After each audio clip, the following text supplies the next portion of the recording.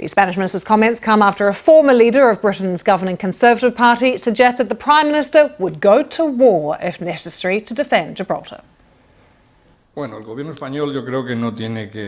It's not the Spanish government's job to respond to each and every comment by any British politician, past or present.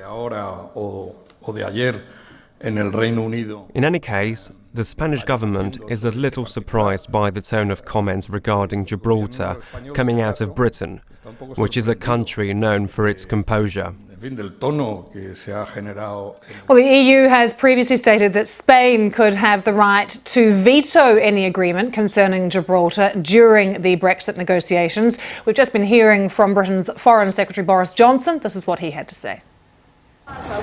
Well, I think the position of the government is very, very clear, which is that the sovereignty of Gibraltar is unchanged and it's not going to change and cannot conceivably change without the express support and consent of the people of Gibraltar and the United Kingdom, and that is not going to change. Thanks a lot. Thank you. Boris Johnson there. Let's take you to Damien Grammaticus, who is in Brussels. Damien, the temperature continuing to be raised in this dispute. Well, certainly, I mean, you heard the British Foreign Secretary there going into that meeting of foreign ministers saying the sovereignty of Gibraltar is unchanged and won't change. From the Spanish side, these expressions of surprise. You were hearing the Spanish foreign minister saying that Britain is a country known for its cool, its composure. In this case, it's conspicuous by its absence. And I have to say, you need to remember what is actually being said here and what is actually the sort of underlying issue, what's changed. The sovereignty of Gibraltar isn't a question at the minute. The issue here is the draft guidelines of the draft EU position in any negotiations with the UK. It doesn't give Spain any sort of veto in the Brexit negotiations at all in any way.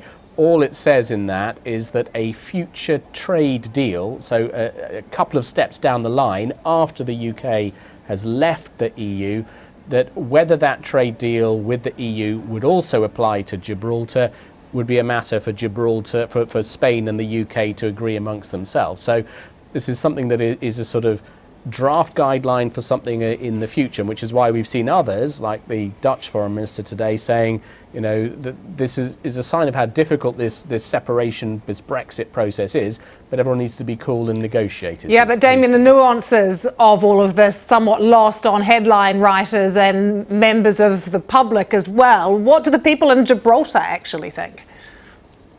Well, there's clearly a lot of concern in Gibraltar because of all the sort of noises that have been made, because of the idea that a future trade deal may not apply to them if Spain were to object to that, or that the UK government would have to seek Spain's agreement.